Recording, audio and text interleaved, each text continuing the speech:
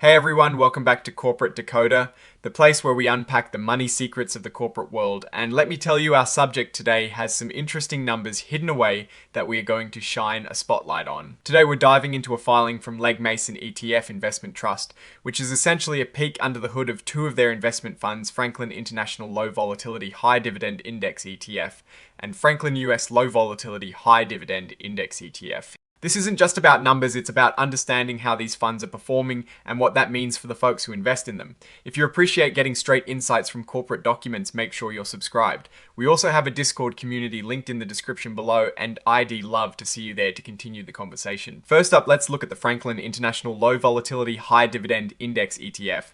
Think of this as a fund aiming for steady income from international companies with solid dividends, but also trying to avoid big swings in stock prices. As of the 30th of September, this fund managed a hefty sum, over $3.2 billion. That $3.2 billion is a big number, a testament to investor confidence, but also a huge responsibility for the fund managers.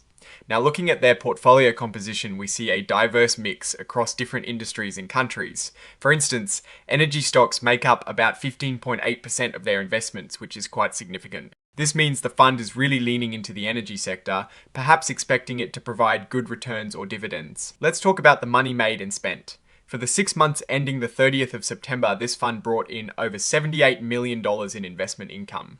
That's a good chunk of change. However, they also incurred over $5.5 million in expenses to run the fund. This is normal for any investment fund, as there are management fees and operational costs involved. But what really catches the eye is the net realized and unrealized gain or loss on investments. For this period, they show a net realized loss of over $55 million. That sounds bad, right? But then they also have a massive increase in net unrealized appreciation of almost $275 million. This means while selling some investments may have lost money, the overall portfolio value went up quite a bit due to market appreciation on the holdings they still own. This is a common dynamic in investing where the paper gains are often much larger than realized gains. The increase in net assets from operations for this fund was over $291 million. This growth comes from a combination of investment income and the appreciation of their holdings. Now let's talk about distributions to shareholders, which is where the income part really comes into play. They distributed over $73 million to shareholders. That is a pretty good payout, suggesting the fund is indeed delivering on its promise of income. Now let's switch gears and look at its US counterpart, the Franklin US Low Volatility High Dividend Index ETF. This fund is smaller with about $601 million in net assets as of the same date.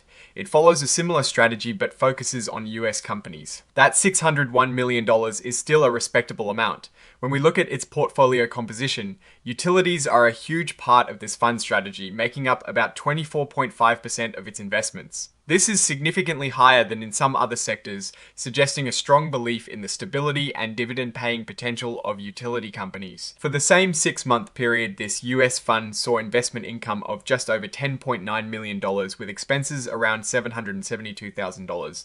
Nicely profitable on the income side. On the realized and unrealized gains front, they had a net realized gain of over $4.8 million and a small increase in net unrealized appreciation, which brought their total increase in net assets from operations to over $15 million. Interestingly, for this US fund, the shareholders received distributions totaling over $8.2 million. While the international fund focuses on international large cap value funds that are performing above the median, the US fund has seen some underperformance in its category, although its value-oriented strategy is something to watch in volatile markets. Looking at the financial highlights for the US fund, we see that for a share of its beneficial interest, the net asset value at the beginning of the period for 2025 was about $40.96. Through operations, it saw a gain resulting in a net asset value at the end of the period of approximately $41.32. This shows a modest increase in value for the shareholders, which is a positive sign. Now, what does this all mean? The international fund is significantly larger and seems to be performing well in terms of overall growth, although it did experience some realized losses in the period.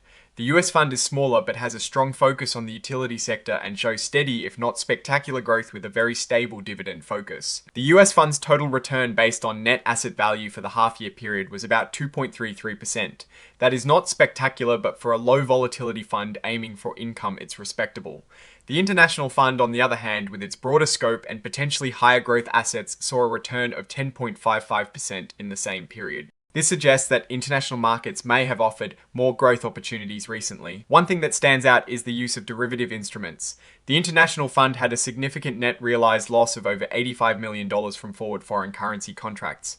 This shows they are actively trying to hedge against currency fluctuations, which while designed to reduce risk can also lead to direct losses when the hedges don't pan out. The US fund, on the other hand, had a net realized gain of over $322,000 from futures contracts. It's a smaller impact for hedging, but still shows active management. The report also includes details about the board's approval of management and sub-advisory agreements. This is essentially the board saying, yes, the managers are doing a good job, and we approve their continued contracts. For the international fund, the board noted its performance was above the median and in the best quintile its peers. For the US fund, while the total return was below the median, the board acknowledged the defensive characteristics of its strategy and decided to continue management efforts while monitoring performance. Now, for my take, both funds seem to be following their stated strategies. The international fund is larger and showing more growth, but with higher volatility in its reported gains and a substantial loss from its currency hedging. The US fund is more conservative with a strong utility focus and steady but lower returns. The decision to continue management for the US fund despite underperformance suggests the board believes in its long-term strategy, which could pay off during market downturns. What is your take on these numbers and what they signal for the company's future? Drop your thoughts in the comments. If this analysis was valuable, hitting that like button really helps, and subscribe for more deep dives. Don't forget to check out the Discord in the description. Thanks for watching. See you next time.